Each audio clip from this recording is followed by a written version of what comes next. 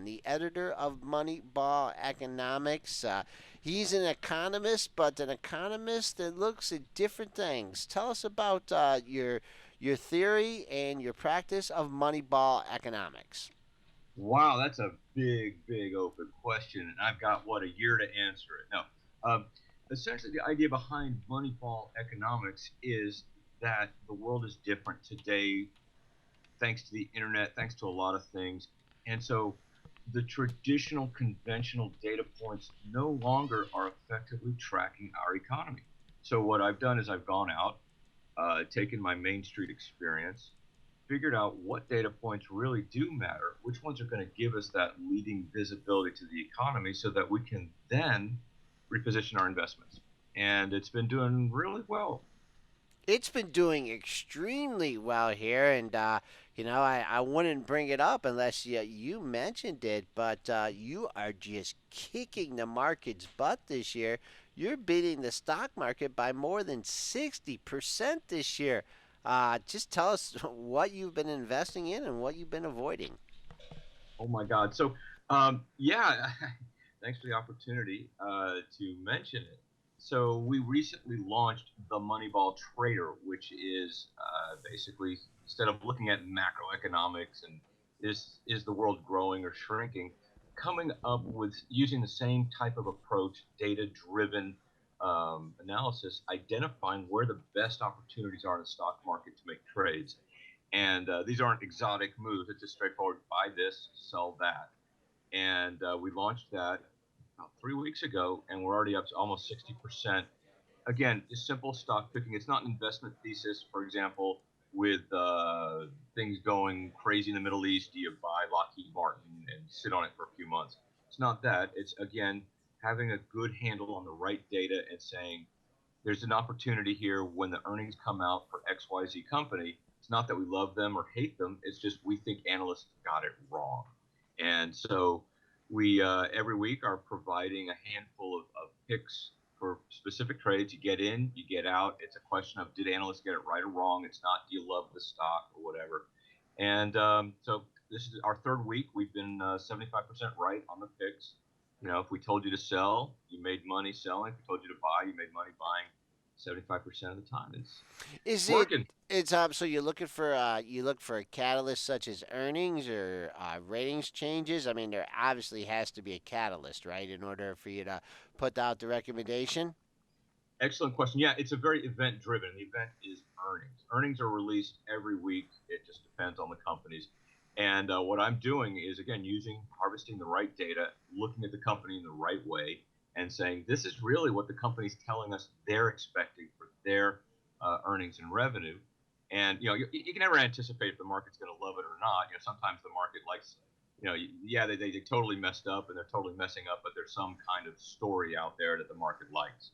But essentially, every week there are earnings, and in advance of that earnings period, I'm basically saying you want to get in and go long on this company, or you want to go short. And a lot of people who don't know how to go short, it's definitely something you want to learn because, especially now with the economy starting to slow down, the money's going to be made in shorting companies, not in going long.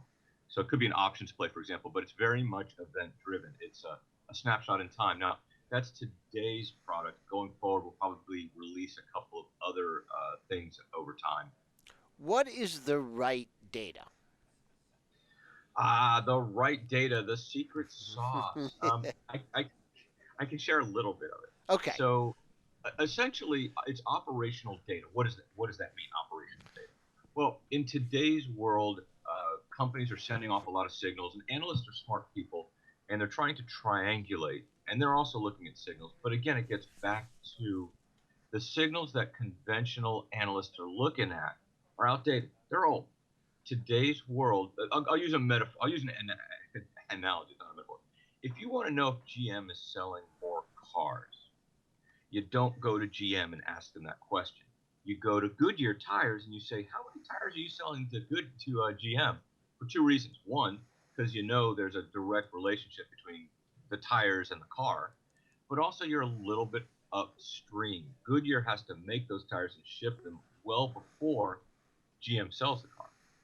And so that's essentially what I'm doing is I'm going to look at data that's a little bit upstream in how a company's behaving, whether it's ordering things, hiring people, whatever those data points are.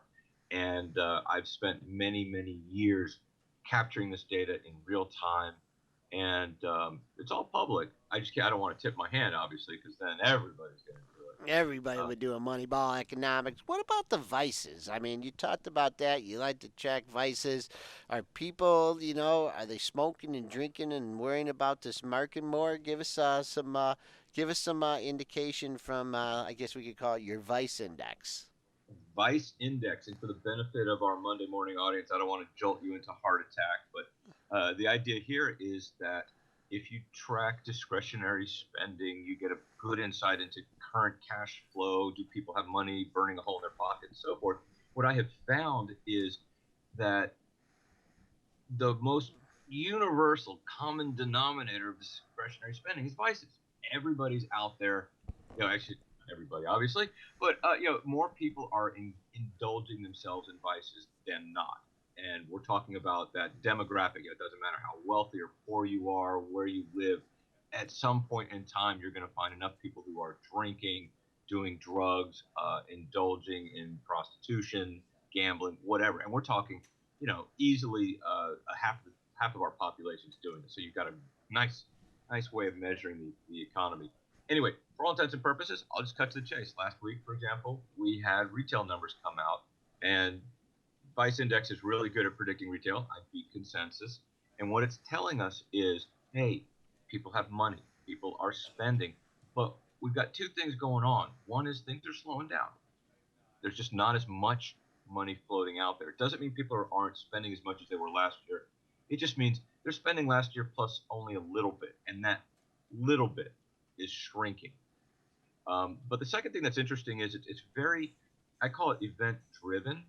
And what I mean by that is we now have set up in the way we've got consumers responding to spending. We have events. We have Thanksgiving. We have the Christmas, Hanukkah season. We've got New Year's. We've got Valentine's. We've got back to school. We have certain events over the course of the year that people are stockpiling or budgeting for. And then right before those periods, we've got some lulls in the spending. And so what that means is everyone budgeted for the holidays. It's pretty solid spending that we're going to see through the end of the year. And then I think the hammer is going to come down. We're going to see come January, the sudden drop in consumer spending because there's really no reason to spend. And that's becoming a seasonal event. And it's just a question now going forward of when we get out of that, when we come back to Valentine's Day and so forth, are people going to feel more frugal than not? And I think that's the $1 million question right now. In 2016, what kind of year is that? And the data I'm looking at says 2016 is not really a good year for the market, and it's not a good year in the first quarter primarily because companies really don't have any visibility. They don't really know what's coming down the pipeline right now. They're really nervous. They're really scared. The top lines are slowing down, and when that happens, they start to pull back on spending. And when a company's pulling back on spending, the employees are aware of that. They start to realize, wait a second, my bonus, my raise, my job, there's a little anxiety coming in, and that tends to make consumers pull back. And that's also what I'm starting to see in the Vice data is on the one hand, we've got holiday spending, and that becomes a guns or butter thing where people aren't spending as much on vices. They've got to spend it on presents. But because this is a very leading indicator, leads by months, it's also signaling that in general there's just a general tightening of the purse strings. So you're not real bullish for 2016 then. I haven't been bullish since the summer. I've actually been advising people sell into strength. And again, I want to be clear here. I'm not saying this is a 2007, head for the hills, everything's falling apart moment.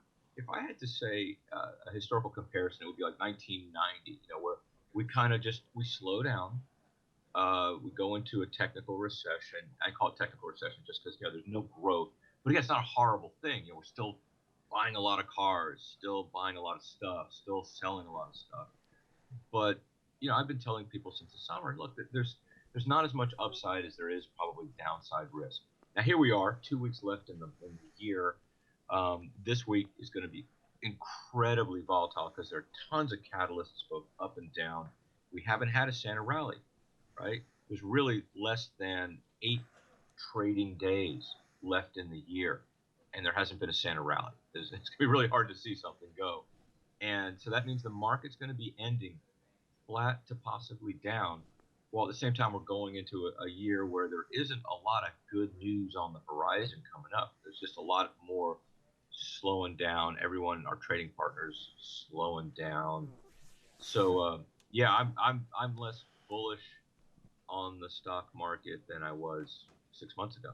Right, and I mean this week too. I mean, boy, of all the events that you have coming up before holiday season, I mean, usually you have the your triple witch of fall at sometime, but you're throwing that in with a Fed decision, a potential hike in interest rates. I think you're getting some people nervous. The market as well. We've been on the line with Andrew Zatlin. He's the editor of Moneyball Economics, joining us here on Benzinga's pre-market prep. Keep up the good work, Andrew, and we hope to have you on again soon. Thanks, and if you want some good ideas, come to the moneyballtrader.com.